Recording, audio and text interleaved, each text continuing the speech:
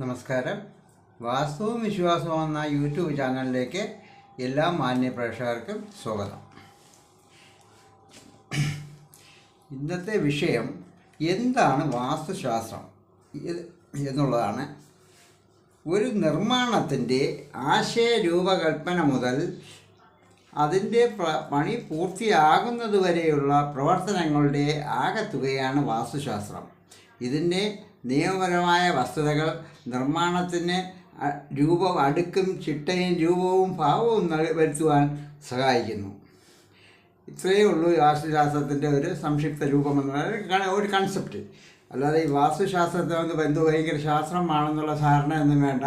ഇതൊരു നിർമ്മാണ ഘട്ടത്തിൽ നമ്മൾ എന്തൊക്കെ ചെയ്യേണ്ട, ഏതൊക്കെ നമുക്ക് സ്വീകരിക്കാൻ പാടില്ല എന്നുള്ളൊരു രൂപകൽപ്പന അല്ലെങ്കിൽ ഒരു മുന്നറിവ് നമുക്ക് തരുന്നു എന്ന് മാത്രമേ ഉള്ളൂ. നമുക്ക് സ്വീകരിക്കുക ചെയ്യാം. എന്നാൽ ഈ ശാസ്ത്രത്തിന് വിശ്വാസവും അവിശ്വാസവും ഉണ്ട് പലർക്കും. എന്തുകൊണ്ട് അവിശ്വാസം കൂടുന്നു?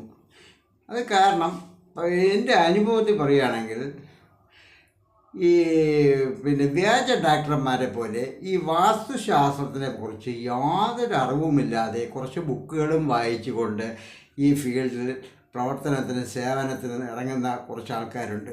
അവർ ഒരു കെട്ടിടം നോക്കാൻ അല്ലെങ്കിൽ അതിൻ്റെ ദോഷം പരിഹാരം നോക്കാനായിട്ട് വിളിക്കുകയാണെങ്കിൽ അവിടെ പോയി പല അഭിപ്രായങ്ങളാണ് പറയാൻ പതിവ്. കാരണം ഇവർ പഠിച്ചിട്ടുള്ളത് എന്താണെന്ന് പല ബുക്കുകളും വായിച്ചിട്ടാണ് ഇവർ അറിവ് സമ്പാദിച്ചിട്ടുള്ളത്. അല്ലാതെ ഒരു ഗുരുനാഥൻ്റെ അടുത്ത് പോയോ അല്ലെങ്കിൽ അംഗീകൃത ഇൻസ്റ്റിറ്റ്യൂട്ടിൽ പോയി പഠിച്ചോ സർക്കാർ അംഗീകരിച്ചിട്ടുള്ള ഒരു സിലബസ് പ്രകാരമുള്ള ഒരു പാഠ്യപദ്ധതി ഇവർക്ക് ലഭ്യമല്ല. അതുകൊണ്ട് അവർ പല ബുക്കുകളിലും പല രീതിയിൽ എഴുതിയിരിക്കും. അതുകൊണ്ട് അതിനനുസരിച്ച് അവർ അഭിപ്രായം പറയും. പക്ഷേ ഒരാൾ വിളിക്കുമ്പോഴത്തേക്ക് അവരൊരുപാട് അനുഭവിച്ചതിന് ശേഷം മാത്രമേ അവർ ഇത്ര ഒരു കൺസൾട്ടേഷന് തയ്യാറാവുള്ളൂ. പക്ഷെ അവിടെ പോയി നമ്മൾ അവരെ വിശ്വാസവഞ്ചന കാണിക്കുകയാണ് ഇത് ചെയ്യുന്നത്.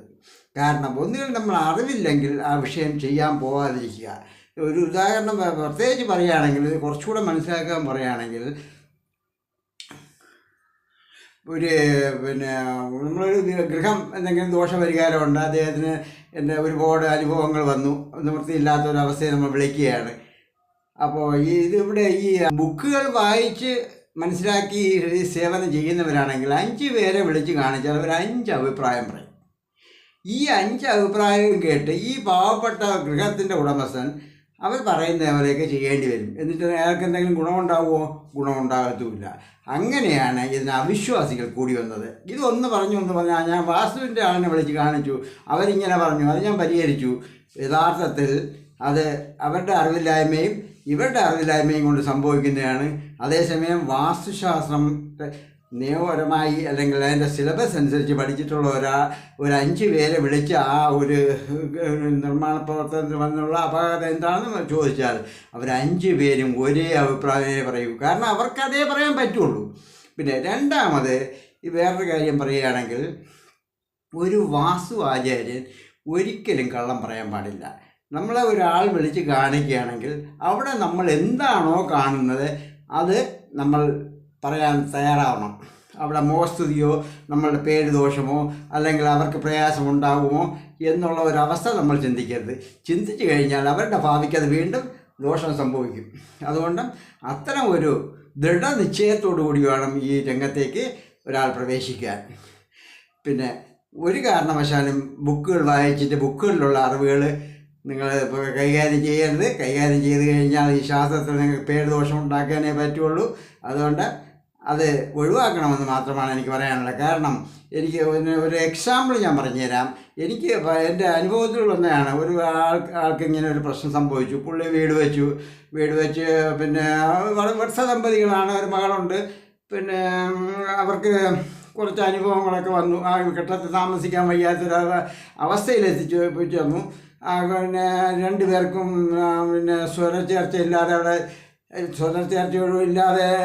സ്വരച്ചേർച്ചയോടുകൂടി ഒന്നും അവിടെ താമസിക്കാൻ വയ്യാത്തൊരവസ്ഥ. മകളുടെ വിവാഹം കഴിഞ്ഞു, മകൾക്കും ആ അവസ്ഥ വന്നു. പക്ഷേ വൃദ്ധ ദമ്പതികൾ അവരുടെ പ്രായാധിക്യവും പക്വതയും കൊണ്ട് ആ ബന്ധം അങ്ങനെ തുടർന്നു പോയി. പക്ഷെ മകളാകട്ടെ ആ ബന്ധം അവസാനിപ്പിക്കുകയും ചെയ്തു. അങ്ങനത്തെ ഒരു അവസരം വന്നപ്പോൾ ഒരു ദൈവവിശ്വാസിയൊക്കെ ആയതുകൊണ്ടും തൊട്ടടുത്ത് അയാൾക്ക് അറിയാവുന്ന ഒരു ഇത്തരം ഒരു വ്യാജ സ്ഥപതിയെ വിളിച്ചു കാണിച്ചപ്പോൾ പുള്ളി പിന്നെ ചെയ്ത അത് പിന്നെ ഒന്നുകൂടെ പറയാൻ പറ്റത്തില്ല. എന്നാലും ശാസ്ത്രം ഇന്നത് ചെയ്യരുത് എന്ന് പറഞ്ഞിട്ടുള്ള എന്ത് പ്രവൃത്തിയാണോ ചെയ്യരുതെന്ന് ആ പ്രവൃത്തിയെ കൂടി അത് പരിഹരിക്കാനായിട്ട് ശ്രമിച്ചു എന്ന് മാത്രമല്ല, അവിടെ ഉള്ള എന്താണ് കുറ്റം എന്നതൊക്കെ കണ്ടുപിടിക്കാൻ പോലും സാധിച്ചിട്ടില്ല. അവസാനം ഒരു ദിവസം യാദൃശ്ചികമായി ഞങ്ങൾ കണ്ടുമുട്ടിയപ്പോൾ എന്നോട് വിവരം പറയുകയും ഞാനൊരു ദിവസം അവിടെ പോയി കണ്ടപ്പോൾ അതല്ല അവിടെ സംഭവിച്ചത്, അവിടെ ഒരു കിണറാണ് പ്രശ്നമുണ്ടാക്കിയിരിക്കുക എന്ന് പറഞ്ഞു. പക്ഷേ ഒറ്റ നോട്ടത്തിൽ പോയി കണ്ടു കഴിഞ്ഞാൽ അവിടെ കിണറുണ്ട്. ആ കിണർ യഥാർത്ഥത്തിൽ കിണറിൻ്റെ സ്ഥാനത്ത് തന്നെയാണ് വെട്ടിയിരിക്കുന്നത്. പക്ഷേ അവിടെ ഒരു തകരാറ് സംഭവിച്ചത്, അവിടെ ആ കിണറും അല്ലെങ്കിൽ ആ വീടിൻ്റെ വാസ്തു തിരിച്ച മതിലിൻ്റെ മൂലയും വീടിൻ്റെ മൂലയും ഒരേ നേർരേഖയിൽ വന്നു.